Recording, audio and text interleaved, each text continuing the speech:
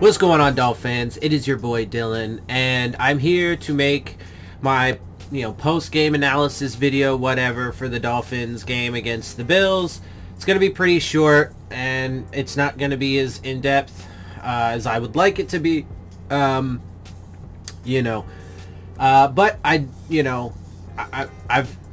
I feel like the need to keep apologizing for not producing, the kind of content that I would like to. But there's a lot of other factors and stuff that go into it. So I do want to just quickly apologize, but move on also and get right into this. So look, first of all, the Bills played their... Well, before I get to that, let's actually mention the news about how before this, Ryan Fitzpatrick was actually put on the COVID list because he contracted COVID-19. So already before this game, massive disaster because of that. And I don't even know what to say about it at this point because, again, people just literally don't care, The NFL and the owners don't give a shit because all they care about is their money. And then, a large chunk of the average Joe, regular working people or whatever don't care, man, because, we got our sports. And a lot of people are fucking stupid and think that everything's under control and that it's a reasonable thing to play games in the middle of a pandemic, etc., etc. Whatever, dude. So, and then you can tell people things like, he could die. And even if he doesn't die while he has it, he could die relatively soon. And in the relatively near future, because it literally destroys your body, right? It does immense irreparable harm to your heart, your lungs, your almost everything inside your body, your brain, right? But people are unconvinced, and so, they continue down these stupid paths of destruction, but, and nobody ever wants to listen, so it is the way it is. Anyway... but it's super unfortunate. I feel for him, and I hope that he is okay. But obviously, he was not even in this game. So, Tua and the Dolphins didn't even have their, backup to, go into the game for when Tua didn't play well and the Dolphins were getting their ass beat, which is the case in this game, right? Now, don't get me wrong, there were some good moments, right? Byron Jones finally got an interception, and Devontae Parker had a really nice catch. And sure, as usual, which is good, Tua showed some good things, right? Some flashes, but not anywhere near enough what is necessary, and clearly the Dolphins got destroyed. They got destroyed. They lost 56-28. And, some of that was, look, it doesn't even really matter. I was going to say some of that is garbage time when they're trying to fucking, come back or whatever. But it doesn't matter.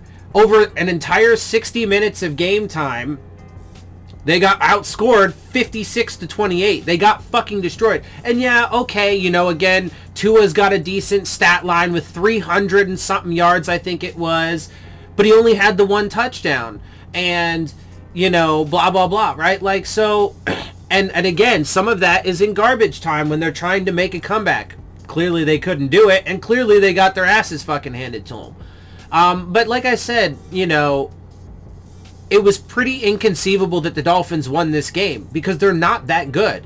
They're not 10-6 good. They're just not. People can hate me all they want for saying it, but it's the reality. The tape proves it. The stat lines, even with some good some good things particularly with the Dolphins defense being, the number one rated defense in, scoring or third downs, right? Sure, there's a couple, nice things in there, but those nice things don't add up to, the kind of bright picture that everybody is painting about this Dolphins team. They're not 10-6, and let's note, though, that the Bills did play their starters, and I told you they didn't have a chance in hell of beating the Bills if they played their starters. They would have had a chance if they would have played their backups, but they didn't. And even if they did, I'm still pretty sure the Dolphins would have lost But maybe not, right? They scored 28 points. So with the Bills backups, it's likely they wouldn't have scored 56, right? Would their backups have been able to score 30 points to keep us, or to still give us a loss even though we scored 28, right? So like maybe, right? And that's what I was saying. There was definitely a chance if the Bills backups went in, but that wasn't the case. They didn't, and they got absolutely demolished. Additionally, it would seem that they're not even going to make the playoffs. Now, we have to wait and see, because as of me making this video, there is still a game going on which will determine that, and that is the Colts versus the Jags. However, last time I looked, and as a matter of fact, I can actually find out right now, it looks like the Colts are going to win, and the Jags are fighting for that number 1 spot in the draft, so that way they can get Trevor Lawrence or Justin Fields or whoever the fuck they want, right? As of right now, the Colts are winning 17-0. It's only the second quarter, so they still have a lot of that game to go. But I seriously doubt, especially because the Colts are playing for a playoff spot, right? If they win that game, they can get a playoff spot. They will literally earn the last playoff spot, the 7th seed in the AFC. Whereas the Jags, I don't know this to be certain, and I would venture to guess that it's not the case for the players, probably not the case for the coaches, although we have in recent memory seen an example of a coaching staff that has thrown a season so that they can tank. Who is that? Oh, right, the Dolphins. Anyway, so, but I would firmly doubt that the players are on board with it. Probably not the coaches, but I was going to say the Jags, at least theoretically, want to lose the game so they can get that number 1 pick, right? So, I just don't see it happening, and it looks like the Dolphins will not be making the playoffs because of it. So, it is what it is, and I told you guys that this was going to be the case, and,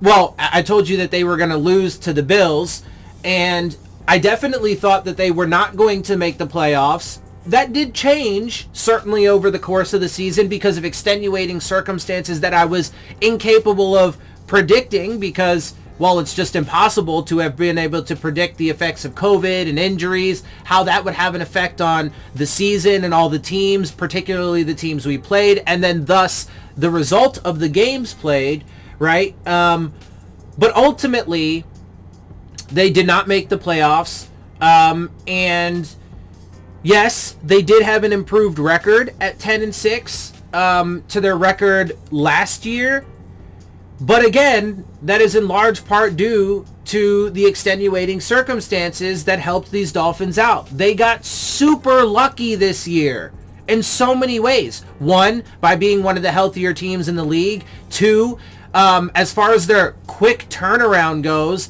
they got super helped out by being able to, like, let's say, beat a team like the 49ers, who should have beat us.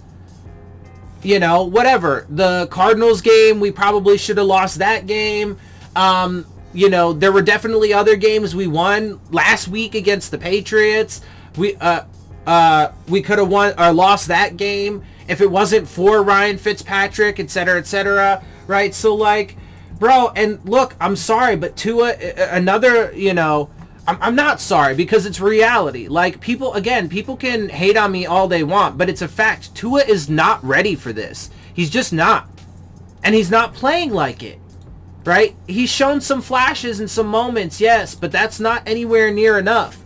And so, like I said, it is what it is. The Dolphins had an improved record, but they are not 10-6 good. And, my guess is that over the next couple seasons, they are going to have struggles, and they're likely to regress from their 10 wins and not make it to the playoffs. Because, next year is also going to be affected by COVID. And look, they're just not that good. They're not that good yet. I want them to prove me wrong. And they certainly, I I was certainly wrong about some of the details of this season, again, because of extenuating circumstances that are impossible for any person to predict, let alone myself. So they did admittedly do better in record than they did last year with their 10-6 record. But when you take a deeper dive and actually look at not just the stat lines, but you look at the play of the Dolphins, of individual players, when you look at the context with which they are playing, in other words, the quality of opponent, how the game and those opponents are affected by COVID and injuries, etc., etc. When you look at the full picture, it really paints a very different picture than the one that most people are riding with, which is the face value evaluation of a Dolphins having a 10-6 record and being significantly better than they were last year, right? That's not reality. And if people want to buy into that, that's fine. Like, people are well within their rights to buy into that narrative because it's positive and because it's hopeful and optimistic and filled with joy and excitement. Okay, you're welcome to buy into that if you like, but you're going to end up being very much disappointed. Just like I'm sure Dolphins fans are extremely disappointed that they got their asses handed to them in this game against the Bills and are likely not to make it to the playoffs now, right? And I get it. I'm disappointed the Dolphins are not going to make the playoffs. I want them to make the playoffs, but that's actually even more evidence to show that these Dolphins are actually not that good. Because even with a 10-6 record, they couldn't do it, right? Even with expanded playoff, an expanded playoff field, they couldn't do it, right? So, like, you know, I mean, anyway, whatever, dude. Like I said, I'm used to it. People never listen to me. They always ignore me. But look, I'm going to say it straight up. I'm not always right, but I'm almost always right. At least when it comes to my big picture analysis. I'm often wrong about details, some of the minor details in between, the things that end up at the result. But that's because there are factors that are impossible to predict, right? So, and wrenches that get thrown into the mix that cause things to go a different way. But generally speaking, I tend to be pretty correct in my overall big picture analysis. I might be a little bit wrong on some of the details, but and I admit that when I am. But generally I'm right, and people don't like to listen, so it is what it is, man. And you know, this is not exactly a concept that is uncommon or unfamiliar to the human race. Anytime people, individual people speak the truth, those people get chastised, demonized, and, destroyed by society and by the world, because the people in power do not like it when the little people decide to step up and speak truth. And frankly, at this point, there are so many people in this world that are either just like greedy and selfish and love to fucking just, find facts to fit their own narrative, or have just been trained by indoctrination and propaganda to believe in absolutely absurd things, even though the reality of the situation doesn't, paint that same picture or narrative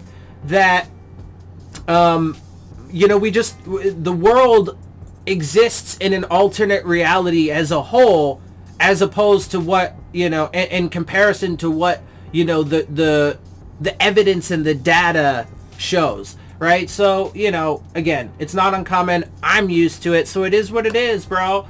And if people don't want to listen, they don't want to listen, but you're going to end up being fucking super disappointed, and the pain is going to be a lot harder on the back end because you were, foolish enough to convince yourself that everything is fucking glorious and good when it's really not. Alright, anyway, with that, I'm going to get up out of here. I hope you guys appreciate my perspective. If you do, make sure you hit the subscribe button. Make sure you hit the like button. Make sure you hit the bell if you want to get the alerts. Share my channel and videos with your friends and family. Leave your questions, comments, and concerns down in the comment section. And, of course, as always, follow me on Twitter at Dillon Tartaro. And with that, I am out, and I'll see you soon. Fins up.